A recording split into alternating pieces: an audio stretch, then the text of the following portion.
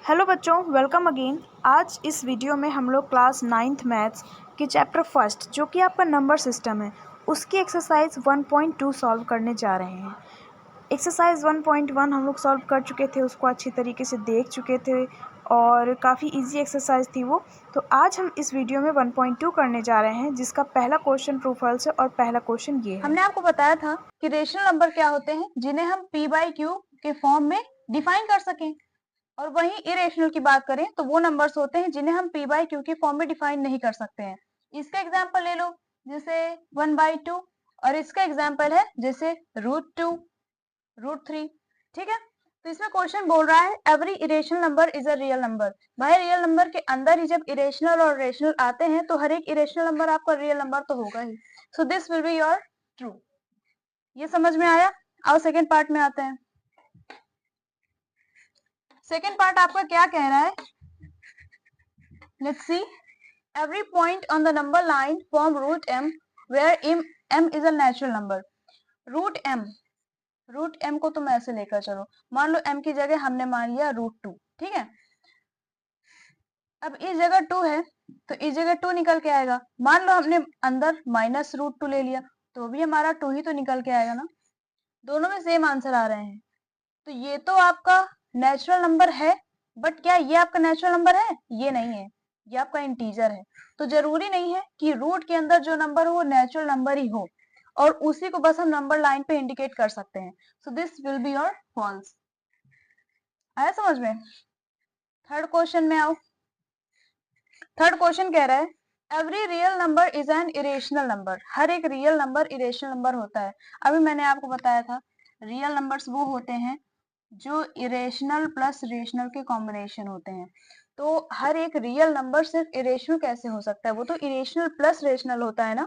Real numbers के अंदर irrational और रेशनल आते हैं, तो हर एक रियल नंबर आपका इरेशनल नहीं हो सकता, but every irrational and rational number is your real number. So this will be your false. हमने डिफाइन कर दिया है, हर एक का हमने रीजन बता दिया है, ऐसे ही आपको भी शो करना है अपने एग्जाम्स में। सेकंड क्वेश्चन में आओ। सेकंड क्वेश्चन क्या कह रहा है, are the square root of all positive integers irrational. क्या स्क्वायर रूट सभी पॉजिटिव इंटीजर्स के इरेशनल होते हैं? अगर नहीं होते हैं, give an example of the square root of a number that is a rational number. अच्छा देखो, इसमें पॉजिटिव इंटीजर्स की बात की गई है ना। पॉजिटिव इंटीजर को कोई ले लो, जैसे √4 ले लिया और √36 ले लो। इसको हम लोग क्या लिख सकते हैं? 2 इंटू 2। इसको हम लोग क्या लिख सकते हैं? 6 इंटू 6।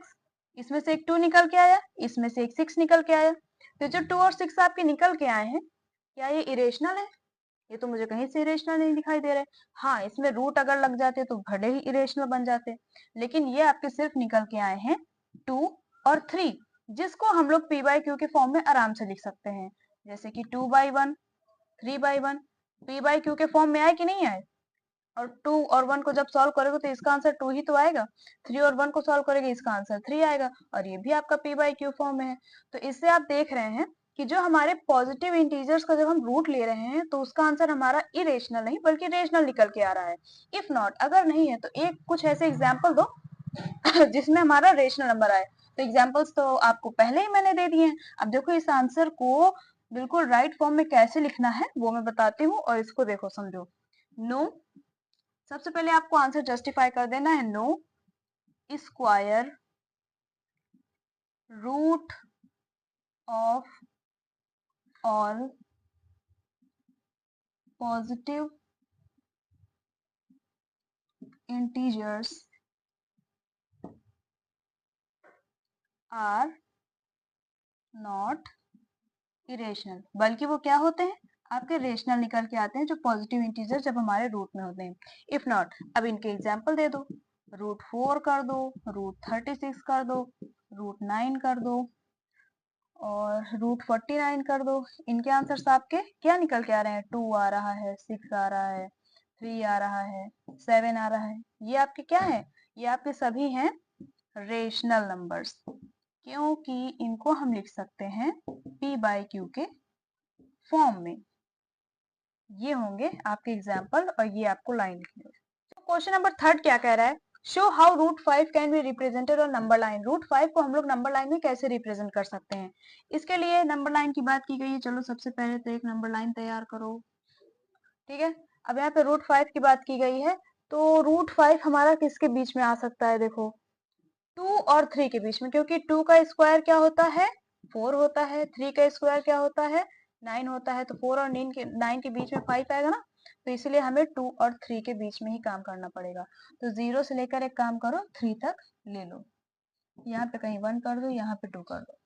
अब आपको क्या करना है, ध्यान से सुनना, 2 से एक परपेंडिकुलर ड्रॉ करना है और इस परपेंडिकुलर को जाके 1 यूनिट तक सिर्फ ड्रॉ करना। 0 से लेकर 1 1 यूनिट और 1 से लेकर 2 1 यूनिट, 1 प्लस 1 तो इसको 2 यूनिट है और ये सिर्फ 1 यूनिट की ड्रॉ करना, ठीक है।